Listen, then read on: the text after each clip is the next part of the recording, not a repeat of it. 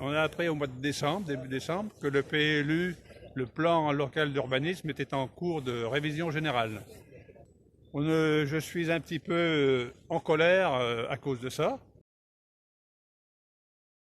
Donc, il est prévu des orientations d'aménagement programmées. Chez nous, nous sommes concernés sur 4900 m² avec un de mes oncles et ma cousine qui est derrière. C'est du terrain de famille. Donc, on nous impose 20 logements et 30 parkings. C'est assez décourageant pour les enfants qui ne sont pas libres du terrain, finalement. Ils ne sont pas libres, ils ne peuvent pas construire de maisons individuelles. D'accord. On a une obligation de construction globale.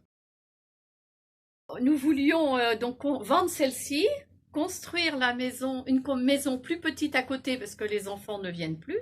Donc maintenant, on n'a ni le droit de construire, ni le droit de vendre. C'est zéro. Donc on ne peut rien faire.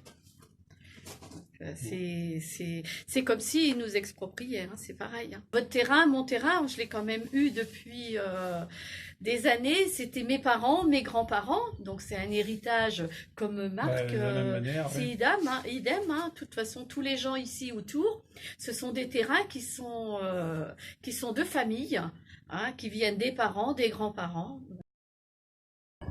Et on voit ici les conséquences du PLU. Donc notre maire, lors de sa première réunion publique, a dit qu'il ne ferait jamais de R+2 sur les terrains préemptés. En fait, ici, derrière moi, il y avait avant un terrain arboré avec une maison vendéenne qui faisait gîte. Et maintenant, donc, tout a été rasé et on va construire un R+2. Il a promis pourtant que lui, maire, on ne ferait jamais de R+2 sur le Terrefort, bien que ça soit prévu dans le PLU. Donc entre ce que promet M. Boudelier comme candidat et ce qu'il a fait comme maire, il y a un écart quand même important. Article 17 de la Déclaration des droits de l'homme et du citoyen du 26 août 1789, qui est un texte fondamental de la Constitution de notre République. C'est la base même de notre République. En droit positif, c'est même le texte le plus important.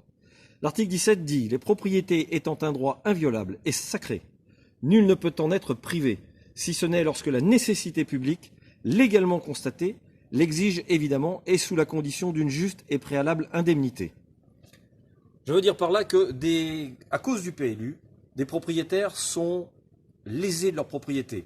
Un gel de terre les empêche de faire des investissements, les empêche de faire ce qu'ils veulent de leur propriété. Et c'est inadmissible, et notre liste Bien vivre à Saint-Hilaire-de-Riez bloquera le PLU dès son arrivée à la mairie.